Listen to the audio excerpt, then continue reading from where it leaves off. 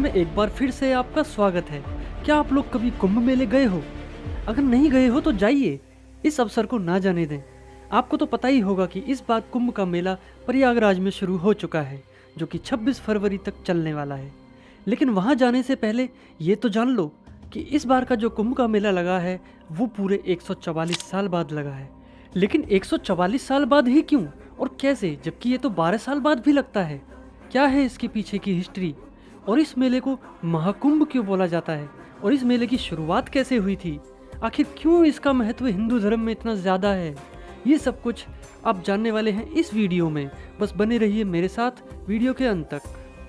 कुंभ का मेला भारत के अलग अलग स्थानों पर आयोजित होने वाला सबसे बड़ा मेला है, और भारत का ही नहीं, ये तो पूरी दुनिया का सबसे बड़ा हिंदू मेला है। Guinness book of world records में भी इस मेले का नाम दर्ज है। और जैसा कि मैंने आपको बताया कि इस बार का कुंभ सिर्फ कुंभ ही नहीं, महाकुंभ का मेला है, और ये मेला 144 साल बाद ही लगता है। अब सोचो कि आपके दादाजी या फिर परदादाजी के समय भी महाकुंभ का आयोजन नहीं हुआ होगा, और ना ही आपके पोते और परपोते के समय में लगेगा, क्योंकि 2025 के बाद महाकुंभ का मेला डायरेक्ट 2169 ईस्वी में ही लगेगा। दरअसल इसके पीछे की कहानी की बात करूं तो जब समुद्र मंथन हुआ था तो आपको तो पता ही होगा कि उसमें से एक अमृत का कलश निकला था, जिसे पाने के लिए देवताओं और राक्षसों में लड़ाई चल रही थी। तब भगवान विष्णु उस अमृत को मोहिनी रूप धारण करके अपने साथ ले गए थे, और उस अमृत की कुछ बूंदें नासिक, उज्जैन, प्रयागराज और हरिद्वार में गिरी थी। कहा जाता है कि वो अमृत की बूंदें इन शहरों की नदियों में जाकर समा गई थी, जिससे कि उनके जल में कुछ दिव्य शक्तियाँ आ गई थी। और इन्हीं 4 स्थानों पर कुंभ का मेला आयोजित होता है। इन स्थानों पर स्नान करने से सारे पाप धुल जाते हैं। इन 4 स्थानों पर सूर्य, चंद्रमा और गुरु की पोजीशन को देखते हुए ही दिन डिसाइड किए जाते हैं, और साथ ही स्थान भी। वैसे कुंभ का अर्थ होता है घड़ा या फिर पात्र, मतलब कि यहाँ पर उसी पात्र या घड़े की बात हो रही है जो कि समुद्र मंथन में निकला था, इसलिए इस मेले का नाम कुंभ पड़ा। क्या आपको पता है कि कुंभ का मेला कब कब लगता है? एक लगता है 4 साल बाद, एक लगता है 6 साल बाद, 12 साल बाद, और फिर लगता है 144 साल बाद का मेला, जो कि इस बार लग रहा है प्रयागराज में। यानी कि हमारी जनरेशन बहुत ही सौभाग्यशाली है जो कि हम इस इतिहास के साक्षी बन रहे हैं। दरअसल कुंभ का मेला 4 प्रकार का होता है। पहला होता है कुंभ, जो कि 4 साल बाद लगता है। फिर आता है अर्ध कुंभ, जो कि 6 साल बाद लगता है। उसके बाद आता है पूर्ण कुंभ, जो कि 12 साल बाद लगता है।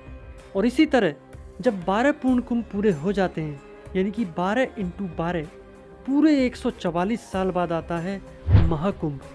ये महाकुंभ प्रयागराज में ही आयोजित किया जाता है। अब आप सोचो कि महाकुंभ का लगना कितना रेयर है। अगर कलयुग की बात करें तो कुंभ का मेला सदियों से आयोजित होता आ रहा है, लेकिन एग्जैक्ट कितने सालों से ये लगाया जा रहा है इसका कोई खास प्रमाण नहीं है। 7वीं शताब्दी में एक चीनी बौद्ध यात्री जिनका नाम वैंगशांग था, वो भारत में आए थे, और उन्होंने सम्राट हर्षवर्धन और उनकी राजधानी प्रयाग का उल्लेख किया था। उन्होंने नदियों के संगम और हिंदू स्नान और अनुष्ठानों का भी उल्लेख किया था। कुछ इतिहासकारों के अनुसार ये सब 744 ईस्वी में आयोजित किए गए कुंभ मेले का साक्षात प्रमाण हो सकता है। प्रयाग के महत्व का वर्णन तो प्रयाग महात्म्य नाम के एक ग्रंथ में भी मिलता है, जो कि शायद प्रथम ईस्वी में लिखी गई थी। अब आप सोचो कि ये मेला कितना पुराना है और कब से लगाया जा रहा है। कुंभ मेले का वर्णन महाभारत और तुलसीदास जी द्वारा रचित रामायण में भी मिलता है। इन ग्रंथों में प्रयागराज को एक ऐसा स्थान बताया गया है जहाँ पर साधु, संत, भिखारी, व्यापारी और भी कई लोगों की यात्रा से व्यस्त रहता था। लेकिन इन सब के अलावा एक और प्रश्न है कि कुंभ का मेला सबसे पहले कहाँ लगा होगा? तो इसका उत्तर है कुंभ का मेला सबसे पहले हरिद्वार में लगा था। ऐसा माना जाता है कि हरिद्वार में ही कुंभ का प्रारंभिक मेला आयोजित हुआ था। ऐसा इसलिए है क्योंकि इसका आयोजन कुंभ राशि के ज्योतिषीय चक्र के आधार पर किया जाता है, और हरिद्वार और प्रयागराज की तरह ही नासिक और उज्जैन में भी मेला लगाया जाता था, और दुनिया भर के साधु, संत, श्रद्धालु स्नान महोत्सव मनाते थे। प्राचीन समय में इन मेलों को सिंहस्थ मेलों के नाम से जाना जाता था। उज्जैन का कुंभ मेला 18वीं शताब्दी में शुरू हुआ था, जो कि मराठाओं के राज में हुआ था। भारत के और भी स्थानों पर इसी तरह के छोटे मोटे तीर्थ स्नान मेलों का आयोजन किया जाता है, जिन्हें मकर मेला, माघ मेला या फिर अन्य ऐसे ही नामों से जाना जाता है। जैसे कि तमिलनाडु में माघ मेला का आयोजन किया जाता है, जो कि कावेरी नदी के पास हर 12 साल बाद किया जाता है। हर बार के कुंभ मेले में करोड़ों लोग शरीक होते हैं, लेकिन प्रयागराज में सबसे बड़े कुंभ मेले का आयोजन किया जाता है और प्रयागराज के बाद हरिद्वार के कुंभ मेले का स्थान आता है। न्यूज़ की माने तो 2019 में हरिद्वार में आयोजित किए गए मेले में करीब 20 करोड़ श्रद्धालुओं ने ये उत्सव मनाया था, जो कि एक वर्ल्ड रिकॉर्ड था। एक बात और, कुंभ के मेले की एक खास बात यह है कि इसमें दुनिया भर के साधु संत शाही स्नान करने आते हैं और अलग अलग तरह के सन्यासी और साधु लोग आते हैं। पर क्या आपको पता है कि साधु लोग भी कई सारी कम्युनिटीज़ में बटे हुए हैं, जिन्हें अखाड़े के नाम से जाना जाता है। वर्तमान में कुल 13 अखाड़े वजूद में हैं, जिनमें से 10 हिंदू अखाड़े हैं और बाकी 3 जो हैं वो सिख धर्म के अखाड़े हैं। और हर अखाड़े का अपना एक ध्वज होता है और हर अखाड़े के अपने कुछ नियम और कायदे होते हैं। कुंभ के मेले में नागा साधु भी जाते हैं। प्राचीन समय में नागा साधुओं ने ही अखाड़ों की शुरुआत की थी।